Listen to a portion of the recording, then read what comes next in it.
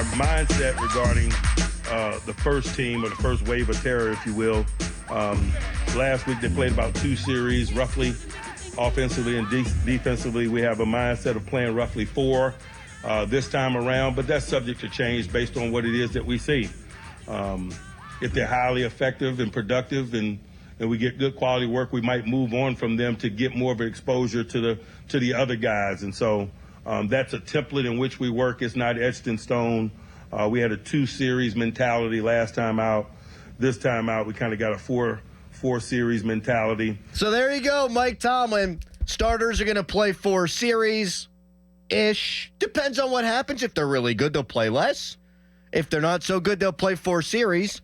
I'd like to see 4 series out of the starters. The reason the music got faded out so quickly there, I would imagine, is because Callis is going to the bathroom. Yes. He just waddled right off. Yep, quick, too. It was right out of there. Like, boop, boop, boop, boop. Hut, hut, hut, and then just bang right up the line. Gone. It just Jalen waddled his way to the bathroom there.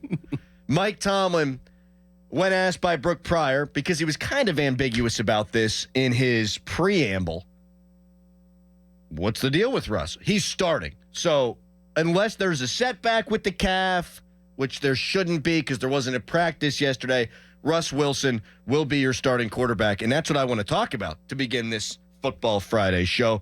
But before we do, First wave of terror, if you will. what are we doing? First wave of terror. What are we doing? That is the most Mike Tomlinism that there's ever been, I think. That is the most Mike Tomlin thing ever. In a preseason game, just for no reason at all. He didn't have to say this. He wasn't asked anything. This was in his monologue. First string, the starters, or First wave of terror, if you will. First wave of terror. If you will. if you will. If you will. What if I won't? What if I won't? What if I don't want to call them the first wave of terror? That's what it should say on the depth chart. The next time the Steelers publish their public depth chart, it should say first wave of terror, second wave of terror, third wave of terror, and then guys that are going to get cut at the end of the month. Yes. That's what it should read. First wave of terror. And someone tweeted us and said that, at least for today, we should be the First wave of terror show. Yes. The first wave of terror show. So we will adopt that moniker. I love it. First wave of terror. Because we really are. Uh-huh. You got Starkey and Zeiss at 10. Yep. Although I think Donnie's filling in for them today. Both of them? Yeah.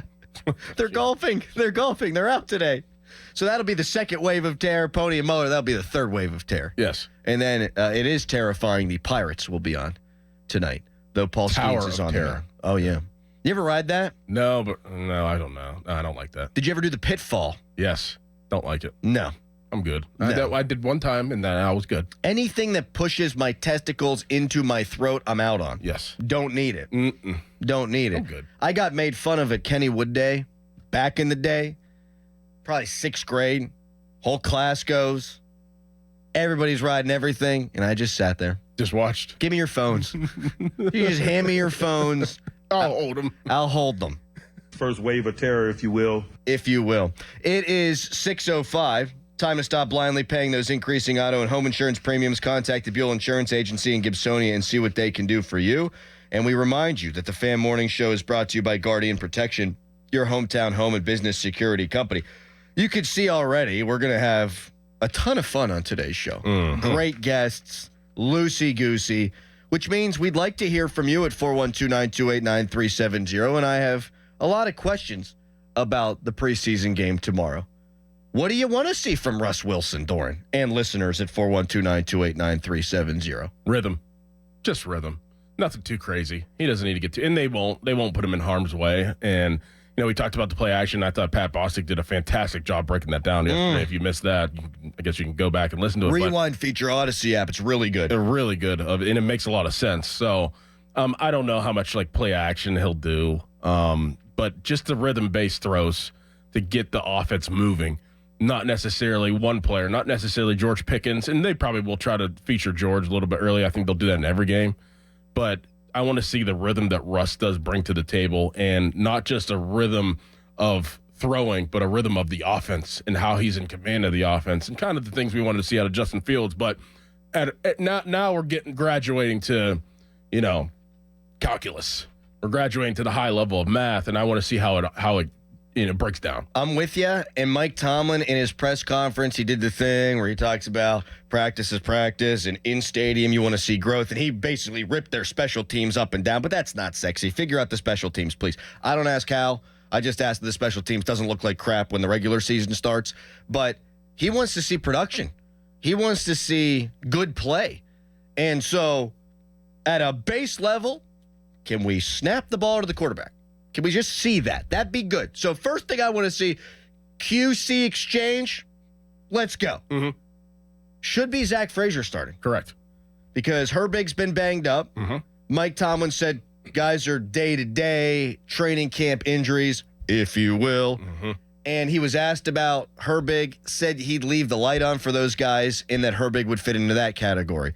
Best educated guess, it's probably not going to be Herbig. So Zach Frazier, going to be, in all likelihood, your starting center. And I would think he's going to go beyond those 4 series. I think if you are a young starter, if you're a rookie, if you're a second-year guy, might even see it with Broderick Jones, Keanu Benton, I would imagine that, yeah, you're going to get the starter reps. You're probably going to go until halftime. That's the way he's generally done these kinds of things in the past. You also want to get him reps with Fields, too. More reps with Fields. Great call. You also you want to make sure that they get a camaraderie down. But this is a big time significant moment, and we have a lot to break down. But this is a huge moment for Zach Frazier because this could be the time where we see him start to blossom. He's going to get this opportunity. If it goes well, if it goes smooth, he's going to be the guy, and we're always going to remember this moment of him, his first time of being a starter in a preseason against the Buffalo Bills at Acrisure Stadium. And it's all, uphill for him from here. So this is very significant that, he does the things well. He doesn't have to do anything crazy. But go in there and be a guy. That he's solid. But he is solid. Mm-hmm. And he knows that. That's why they drafted him. That's why he was one of the best centers in college football. You know what I watched yesterday? What'd you watch? I'm such a dork. West Virginia, Cincinnati from last year. Mm-hmm. I watched it yesterday evening. Mm-hmm. Great anniversary present for my wife. Right. Let's watch the 6-4 Mountaineers against the 3-7 Cincinnati Bearcats. And they got that dude, Don Corleone, who was the highest graded defender in all of college football going into last year. Yes. Guy's a stud. Saw him against Pitt. Yeah. Tore him up. Tore him up. Guy's a stud. Zach Frazier's moving him. Oh, see. Just moving him. Yeah. Now, he got his a little bit too at time, but that's a pro. That dude, and I mean, that's where I was watching. So Zach Frazier, he's going to be just fine. Significant. He's going to be significant. Significant moment for him Saturday. It is, and Dulac reported that the Steelers view Troy Fautanu already as their second best offensive lineman. Are we guessing that it's Sayamalu that they think is their first best? I was just about to ask. Is it James Daniels, who I thought was pretty solid last year? I don't think it's Broderick because they wouldn't have him battle at left tackle. What I want is about halfway through this year, Zach Frazier to be part of that conversation. He's going to have to be. He's going to have to be. He's going to have to be. This was supposed to be the Russ Wilson segment, but center Q exchange. It's the same thing. And you did hear the Bostic breakdown yesterday, which was fabulous. I want to see the routine things, to borrow a Tomlinism, done routinely. And I do think we're probably going to see a Russ Wilson that is itching and eager to prove himself. And I do expect it to be smooth. And I'm hoping that it's smooth. But this is a very unique situation, and I totally agree with you. He's going to be itching to get out there. He's going to be itching to prove himself in a new uniform.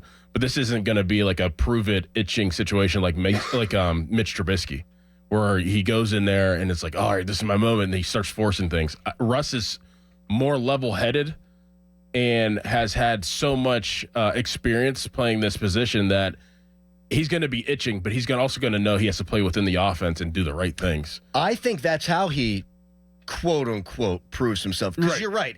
He's going to be the starting quarterback. You're not going to win over any of your naysayers in preseason game number 1 and he knows for you. That. And he knows that. The only way, and we've talked about this, the only way things would even get uncomfortable for us is if he somehow goes out there and is an absolute shell of himself, a total disaster. Right. And then when Justin Fields gets his opportunity, you go, oh my God, look at this guy's talent all coming to fruition right at this very moment.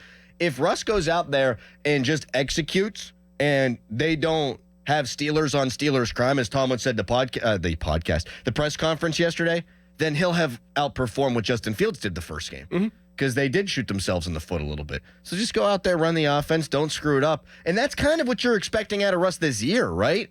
Like, I don't know that he needs to go out there and be Pro Bowl level quarterback, but if you convert third downs, don't turn the football over, throw touchdowns, not interceptions in the red zone, and make the occasional play with your legs, that's what you're looking for from Russ. Yes. And so I want to see some of that today. Apparently the Bills had a ton of trouble with the QB Reed game yesterday from the Steelers. Yeah. According to reports. Mm-hmm. Justin Fields in 7 shots, got outside, walk-in touchdown. Walk-in. And then I was encouraged to read that there was a little of that from Russ, too, whose legs have been less effective in recent years. And you don't want to read too much into a practice, but just that added extra element of running the football. Maybe you want to see that on display from Russ, too. Yeah, maybe a little bit. Not too much to where you're going to hurt that calf. Right. And that's the most important thing. Don't go out there and re-aggravate, because then you're not playing game 1. Exactly. And now if you're Russ, you might be scared. Yes. That's flirting with disaster. For him, Yes. For him it is, yeah. That's why this is significant as well, because, I mean, he's not young.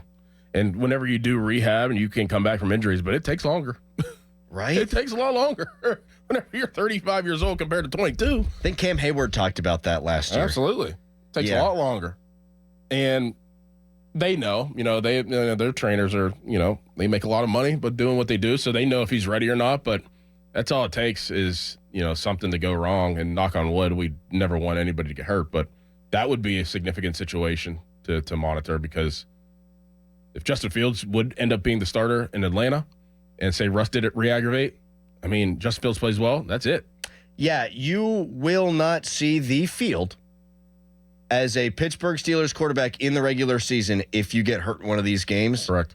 Because Justin Fields could go out there and you could win football games, even if he's not the guy. The reason why you win the games, if you're winning games with that guy at quarterback, you're not going to turn it over to the other guy. No. So that is massive for Russ Wilson as well, staying healthy. What do you want to see from Russ tonight? I'm really excited to watch him play in the games tomorrow. Yeah.